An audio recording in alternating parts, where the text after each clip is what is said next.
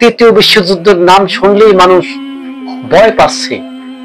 আরে মরতে একদিন হবে, বিড়ালের মতো মরে লাভ নাই, সিংহর মতো মরতে হবে। কে বলছে? Ayatollah Khamenei.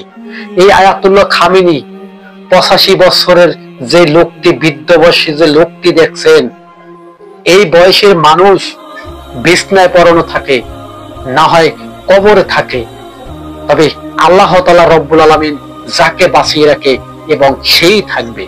এই আয়াতুল্লাহ খামিনি আমেরিকার মতো মহারাষ্ট্রে মহা সুপার পাওয়ার 1 নাম্বার রাষ্ট্র আমেরিকাকে কিন্তু ইতিমধ্যে সাবধান করে দিছে।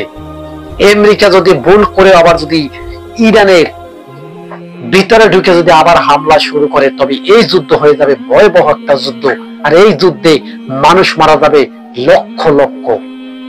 বিশেষ করে আমেরিকা ইরানের যুদ্ধটা শুরু হয়ে গেলে, ইরান যে অস্ত্র তৈরি করেছে এবং মিসাইল তৈরি করেছে, হাজার হাজার কিলোমিটার পাড়ি দিয়ে আমেরিকার শহরের ভিতরে হামলা চালাইতে পারবে এই ইরানের মিসাইল। যে সমস্ত মিসাইল ইরান তৈরি করে রেখেছে মাটির নিচে ভাই অস্ত্রের শহর।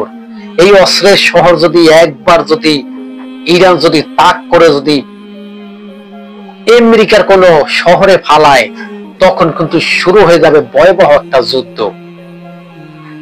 ইসরায়েল আর ফিলিস্তিনের যুদ্ধে আর কি মানুষ মারা গেছে, তার চেয়েও ভয়াবহ যুদ্ধটা হয়ে যাবে এবং মারা যাবে মিলিয়ন মিলিয়ন মানুষ। আর এই যুদ্ধ কাউকে কেউ ছাড় দেবে না। যদি আমেরিকা বিশ্বের সুপার পাওয়ার রাষ্ট্র যদি যুদ্ধে জড়িয়ে যায়, তবে এই যুদ্ধ থামাবের মতো কে আছে? আমেরিকাকে কিন্তু শিক্ষা দেওয়ার দরকার। আমেরিকাকে কিন্তু শিক্ষা দেওয়ার জন্য ইরান কিন্তু প্রস্তুত নিয়ে রাখছে এবং যে কোনো মুহূর্তে এই ইরান, এই আয়াতুল্লাহ খামিনি কিন্তু যুদ্ধের জন্য ঘোষণা দিতে পারে এবং যুদ্ধের জন্য কিন্তু ঘোষণা দিছে। সামরিক বাহিনীদেরকে ঘোষণা দিয়ে রাখছে যে আমাদের উপরে যদি তারা হামলা চালায়, আমার পারমিশন ছাড়াই তোমরা কিন্তু যুদ্ধ শুরু করে দেওয়া। এবং যুদ্ধ যদি শুরু করে যায়, তবে ভয়ঙ্কর দৃশ্য শুরু হয়ে যাবে ম্যাসাকার টু ম্যাসাকার। ইসরায়েল যে রকমের পুরো বিশ্বকে তান্ত চলাইছে এবং যুদ্ধের হয়রানির ভিতরে পুরো বিশ্বকে দৌড়ের উপর রাখছে, ইরান কি পারবে আজও? ইরানের কি শক্তি আছে? ইরানের কি কোনো গোপন অস্ত্র আছে?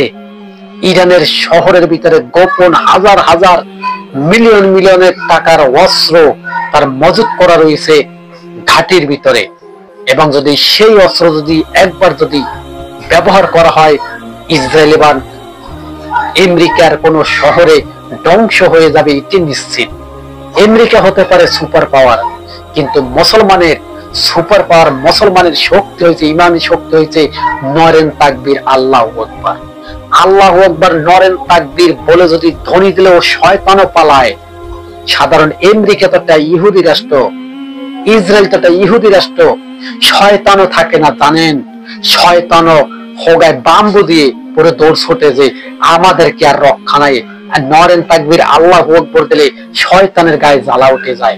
এই রকমের ইরানের বাহিনী কিন্তু নরেন তাকবীর আল্লাহু আকবার বলে কিন্তু ধ্বনি বলে তারপরে কিন্তু তারা যুদ্ধ করছে, আর যুদ্ধে কিন্তু সফলতা হয়েছে।